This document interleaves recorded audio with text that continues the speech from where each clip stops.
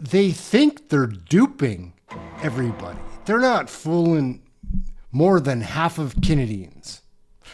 What are you going to do?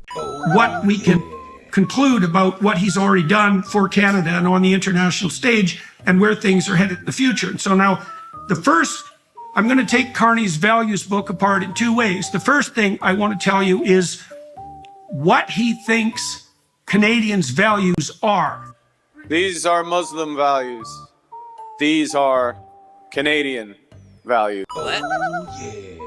Gang, what's up? Aaron here, Canadian Looney. God damn it, that's not news! Hey guys, what about I have an us? update on my dad.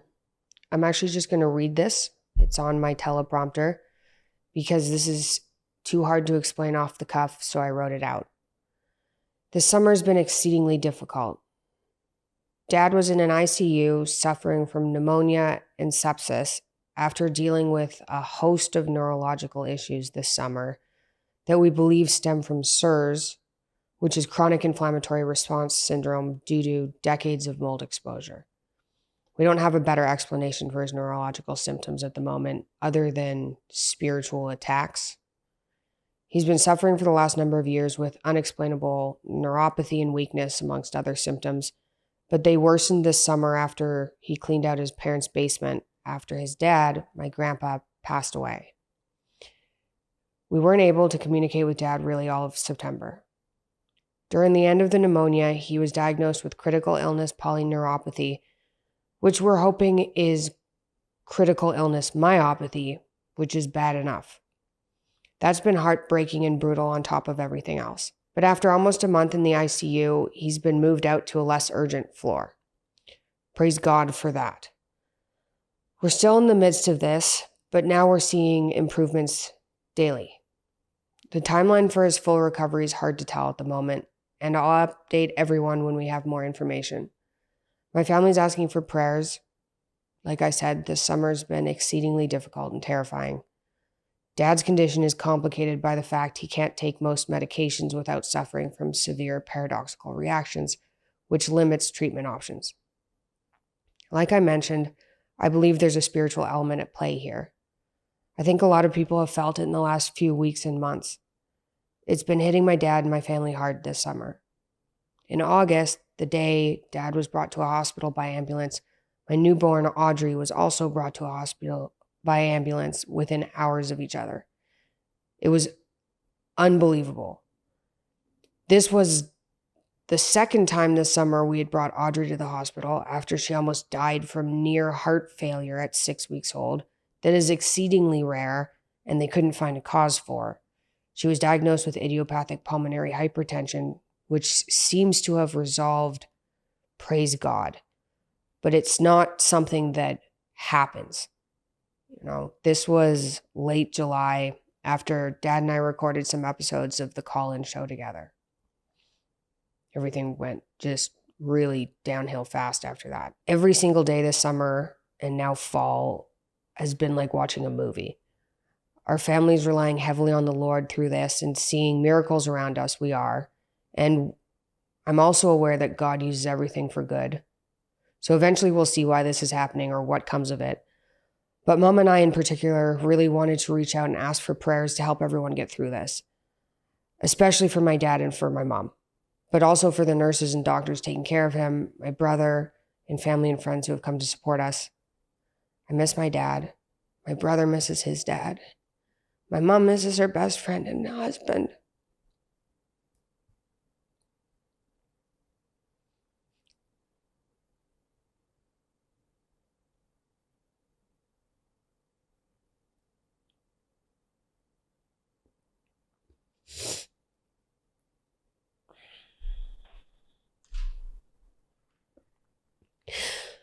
Oh, man.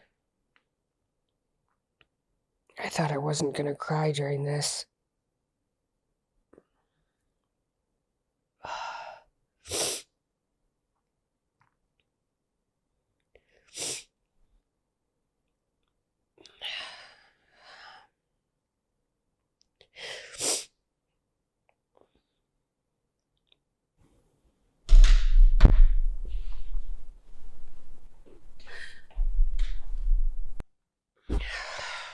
Well, he's hopefully recovering.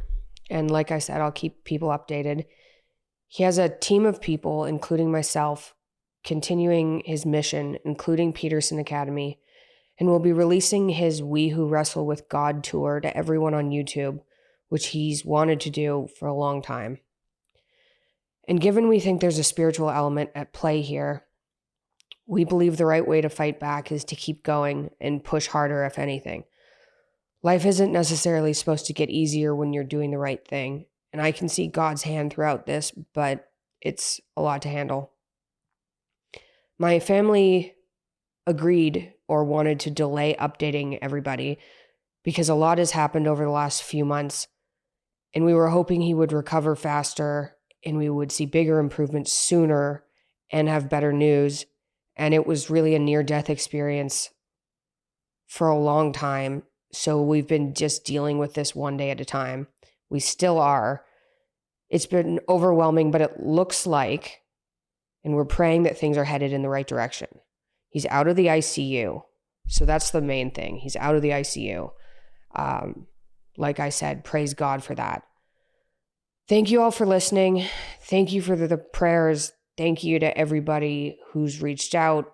So I did read Mark Carney's book, and it's terrifying to think that a sensible, educated person thinks that's the right path, unless they're corrupt. Anyways, I'm not going to get into that too heavy, but we've got our guy Jordan Peterson here, Dr. Jordan Peterson, who came on the scene in 2017 with Bill C-16 when we started to have to call everybody by proper pronouns. You should have one or the other pronoun, like whatever. I don't care about that. Just don't call me late for dinner. Jordan Peterson right here is going to break down Mark Carney for us. Like it's the summer, so they're obviously on vacation. Even the hard-working ones, like maybe Pierre Polyev. Bet you he's campaigning his ass off. We're going to slip into Dr. Jordan Peterson. I'm going to watch along with you. But this guy, Mark Carney, I don't think so, bud. Like, everything about you is suspicious. Like, let's take a look. Hey, that's something everyone can enjoy. Hello, everybody. As some of you may know, and some of you don't, Canada suddenly has a new prime minister. His name is Mark J. Carney, and he's the replacement for Justin Trudeau, running the Liberal Party in Canada. That means that we Canadians need to know who Mark Carney is, and to the degree that Canada has a role to play internationally, that everybody needs to know. So, if you want to know who Canada's new prime minister is, and you want to know who Mark J. Carney is, and whether or not you should support him or vote for him if you're Canadian, or what you should think of him if you're part of the international audience, then this is the podcast for you. Carney is a mystery to Canadians in large part, not least because he's been a political figure for a very short period of time. And the election that's being called is a snap election, so Canadians aren't going to have, and the rest of the world aren't going to have a lot of time to get to know him before the determination of his status as Prime Minister is going to be finalized. I want to make a case for Carney first, as powerfully as I can, so that we give the devil his due, so to speak. And I think the right way to do that is with a review of his resume. It's quite clear to me that Canadians are entranced with Carney, whose Liberal Party has risen dramatically in the polls in the last month. They're entranced with him for two reasons. And one is because Trump has been careening around like a bull in the china shop with regards to his comments about Canada, placing tariffs on Canada, describing us as not worthy of having our own country and fated, if we're lucky, to become the 51st state. This has produced a groundswell of pro-Canadian sentiment. In consequence, even among Liberals who haven't been noted for their patriotism over the last 10 years, this is a common occurrence in Canada. Historically, it's very frequently the case that in Canada, we learn to pull together because of a threat, real or supposed, emanating from the American elephant that occupies the place of primacy south of us. So Carney and the Liberals have got a boost because of Trump's rampaging around, but also because Carney is a new face and a new fresh face. And so hypothetically, and so people who are a little leery, let's say, of the conservatives under Poilievre have every reason to hope that Carney is the right man for the time. Now, he's capitalized on that to some degree by positioning himself as an outsider who will bring fresh new ideas and a novel and innovative approach to the Canadian political situation. And we'll take that claim apart a little bit later. Suffice it to say that the combination of his novelty and the knockoff consequences of Trump's comments with regard to Canada have moved the Liberals over the last month from a place where they were essentially facing electoral extinction of a historically unprecedented sort to neck and neck, or arguably in the lead of Pierre Poilievre's Conservatives. And so why have Canadians turned to Carney apart from Trump? Well, Carney has a remarkable resume. And if the choice is Carney or Pierre Poilievre, it would be easy for Canadians to assume that Carney has everything that Poilievre does and more. Poilievre's a career politician, and that means he's faced the electorate. It means he's done a lot of door-to-door knocking. It means he's listened to Canadians at the ground level and been appraised of their concerns, and Carney doesn't have that. But Poilievre is also a career politician. Now, Carney is a career bureaucrat, and he has a resume that on the face of it, you might be regarded as preferable in its depth to Poilievre's. So I want to familiarize you with his resume, and then I want to walk you through what it signifies, because we should assess not only what he's done and what he looks like on paper, but what that actually means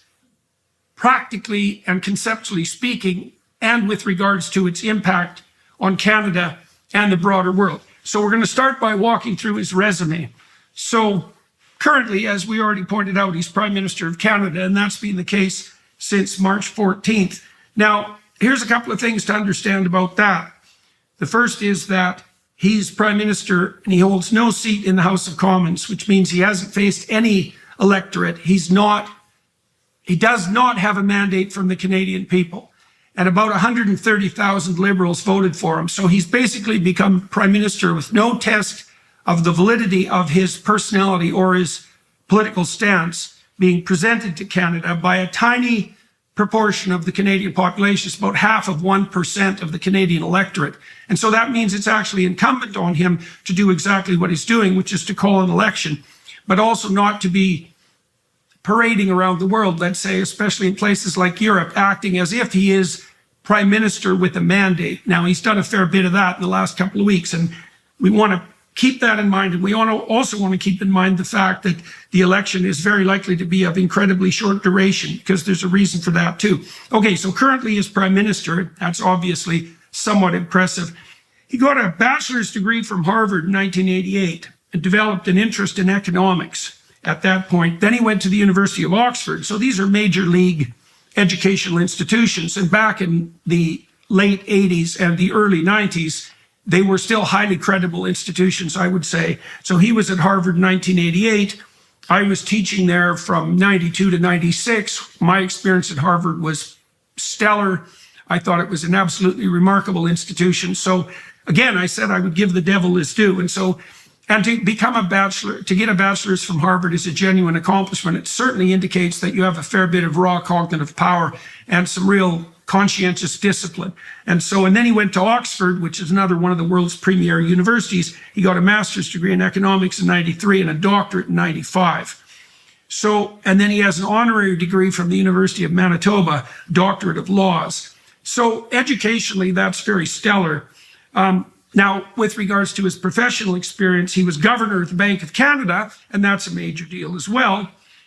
And then, even more impressively, he was governor of the Bank of England from July 1st, 2013 to March 15th, 2020. Now, that's pretty impressive, because it's not typical for the Brits to hire someone who isn't one of their own, so to speak, although he does hold British and Irish passports. to lead an institution as august as the Bank of England. And so again, on first glance, it would be reasonable for Canadians to surmise that Mr. Carney has had his credentials vetted not only within Canada and with regards to these educational institutions, but by the relatively skeptical Brits who decided he was the man to run an operation as significant as the Bank of England. Goldman Sachs, he worked for Goldman Sachs, a huge financial organization from 1990 to 2003, where he was managing director of investment banking. He worked in London, Tokyo, New York, and Toronto offices. He worked in the Department of Finance in Canada from 2004 to 2008. He was chair and head of transition investing. Now that's getting a little more relevant to the point we're going to make later. He was chair and head of transition investing for Brookfield Asset Management from 2020 to 25. He just resigned upon entering the political sphere. He oversaw investments in renewable energy. And then he was United Nations Special Envoy for Climate Action and Finance from 2020 to 2025 as well. He was appointed by Antonio Guterres, who's the Secretary General of the UN, to mobilize private finance for climate goals. He co-founded the Glasgow Financial Alliance for Net Zero. Okay, so now we need to take that apart. Now, he's also written a book, Values, Building a Better World for All, which was published in 2021, and we're going to talk about that as well. So what do we say about Carney's experience and his resume? Well, the real question is, what is he aiming at? Right, so he's got a stellar educational background and this vast experience on the international side. But the question is, what has he concluded from that? And what has he done in consequence? And what is he planning to do in the future? Now, I read Carney's book, Values, very, very carefully. And so the reason I want to walk you through that is because that's his carefully thought through statement of principles and aims. And so it's useful to take a person at his word on the written side. And so I think we can derive from Values what Carney's values are, what values he thinks Canadians do and should hold, what we can conclude about what he's already done for Canada and on the international stage, and where things are headed in the future. And so now, I'm going to take Carney's values book apart in two ways. The first thing I want to tell you is what he thinks Canadians' values are. These are Muslim values. These are Canadian values. Oh, yeah. All right, guys, we'll wrap it up right there. Like Aaron, Kennedy, and Looney, I'm not the crazy person here. Like, the politics are loony. Now we have Prime Minister Carney, who is only pushing this liberal agenda that's been forced on us since 2015. And I don't mean to say that I knew it was coming, but now I see what they're doing. Like, there's no doubt about it, guys. These politicians are all corrupt. You get into politics because you're corrupt. So there possibly is less levels of evil, but I'm not sure what those are. Like, I'll take my chances with the Conservatives now. Thank you very much. I'll roll those dice a couple of times. The Liberals are screwing us over and they're rubbing it in our faces. I'm fed up with it, like, just because they think they're duping everybody. They're not fooling more than half of Canadians. What are you going to do? Aaron, Kennedy, and Looney, like, share, subscribe. Catch you in the next video. It is frustrating. Like, I wasn't paying attention until I started paying attention. And now that I'm paying attention, there's only one way to go.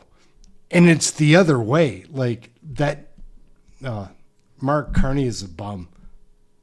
That's all there is. Jordan Peterson, thumbs up. We'll catch you in the next video. Thanks for watching. We're out. It's hard to do this stuff. It just is.